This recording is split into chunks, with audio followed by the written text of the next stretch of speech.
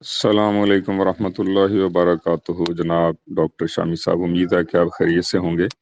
آپ کے اکثر روٹین کے مسائل کے اوپر جو گائیڈ لائن ملتی ہے اس میں کافی آگاہی ہوتی ہے، تو یہ ایک چھوٹا سا نقطہ جو ہے میں سمجھنا چاہ رہا ہوں یا سمجھنے کی کوشش کر رہا ہوں، سمجھ میں نہیں آ رہا، تو کائنڈلی اس کے بارے میں تھوڑی سی اگر وضاحت آپ فرمائیں تو میں انتہائی ممنون ہوں گا۔ یہ ایمان مفصل کا ہمارے حصہ ہے کہ والقدری خیری ہی و شرری ہی من اللہ تعالی، کہ اچھی اور بری تقدیر کا خالق اللہ ہے۔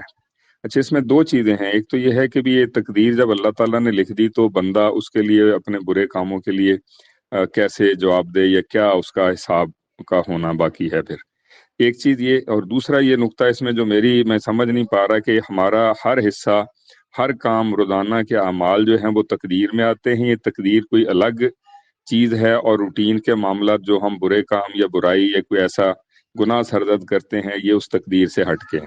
تو یہ کائنڈلی ذرا اس کی تھوڑی سی وضاحت کیجیے گا، میں انتہائی ممنون ہوں گا جی آپ کا۔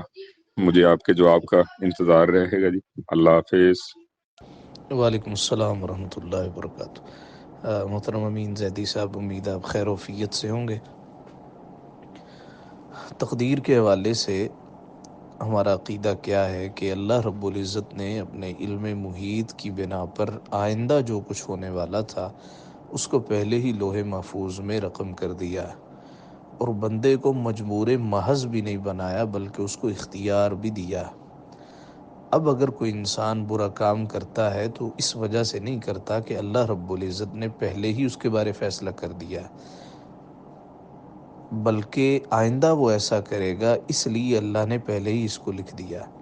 جس طرح کہ استاد طالب علم سے کہتا ہے کہ تم سالانہ امتحان میں فیل ہو جاؤ گے، تو استاد پیشین گوئی کرتا ہے طالب علم کی حرکات و سکنات کو دیکھ کے۔ اللہ رب العزت نے اپنے علم کی بنا پر ہر شخص کی تقدیر کے بارے لکھ دیا ہے۔ یہی سوال حضرت علی المرتضیٰ رضی اللہ تعالیٰ عنہ سے جب پوچھا گیا کہ انسان تو مجبور ہے، فرمایا مطلق مجبور بھی نہیں ہے۔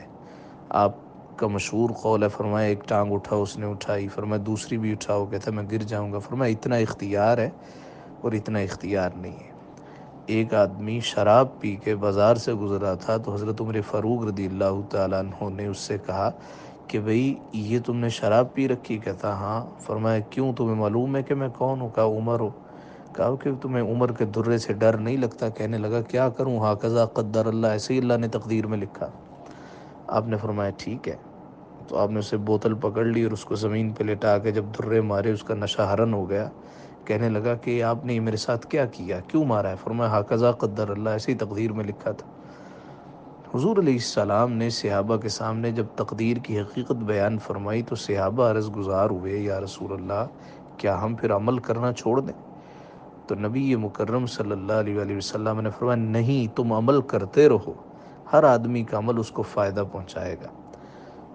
بقیہ مسئلہ ہے تقدیر کا، اور یہ ہمیشہ معرکۃ الآراء رہا ہے۔ ہم ایک ایک لمحے میں جو کچھ کرتے ہیں وہ سارے کا سارا اللہ رب العزت کے علم میں ہے، اور یہی تقدیر ہے۔ کہا جاتا ہے القدر سر من اسرار اللہ، تقدیر اللہ کے رازوں میں سے ایک راز ہے، اور ہمیں بحیثیت مسلمان اس کے حوالے سے بحث کرنے سے روکا گیا ہے۔ حدیث مبارکہ ہے سنن ترمذی کتاب القدر، باب ما جاء من التشدید فی الخوض فی القدر، حدیث نمبر ہے 2140۔ حضرت ابو ہریرہ راوی ہیں، نبی اکرم صلی اللہ علیہ وآلہ وسلم کہتے ہیں ہمارے پاس تشریف لائے اور ہم تقدیر کے بارے ایک دوسرے سے بحث کر رہے تھے، چونکہ یہ مسئلہ سمجھ نہیں آتا، انسان کا علم، اس کا دماغ ایک محدود چیز ہے، نہ اللہ رب العزت کی ذات سمجھ میں آتی ہے کہ اس سے پہلے کیا تھا، اس کو یہ پاور کس نے دی ہے وغیرہ، اور نہ ہی یہ مسئلہ تقدیر ہماری محدود عقلوں میں آتا ہے۔ تو کہتے ہیں کہ ہم صحابہ تقدیر کے حوالے سے بحث کر رہے تھے تو حضور علیہ السلام کو اتنا جلال آیا کہ چہرہ اقدس ایسے سرخ ہو گیا جیسے آپ کے مبارک رخساروں پر انار نچوڑ دیا گیا۔ آپ صلی اللہ علیہ وآلہ وسلم نے فرمایا کیا تمہیں اس بات کا حکم دیا گیا ہے یا اسی بات کے لیے میں تمہاری طرف بھیجا گیا ہوں کہ تم ایک ایسی بات کی طرف بحث شروع کر دو، ایک ایسے مسئلے کی طرف بحث شروع کر دو جو سمجھ میں نہیں آ رہا؟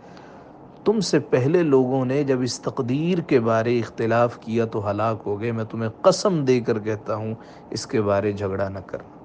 اور پھر ہماری عقائد کی کتابوں میں لکھا ہے کہ اللہ نے جو کچھ لکھا ہے انسان اس لکھے ہوئے کے تحت مجبور نہیں ہے، یا دوسرے لفظوں میں جو اللہ نے لکھ دیا ہے انسان اب مجبور نہیں ہے کہ وہی کرے گا، بلکہ الفاظ کا چناؤ تھوڑا سا مختلف ہونا چاہیے کہ انسان نے جو کچھ کرنا تھا اللہ نے اپنے علم ازلی و ابدی کے تحت اس کو پہلے ہی لکھ دیا۔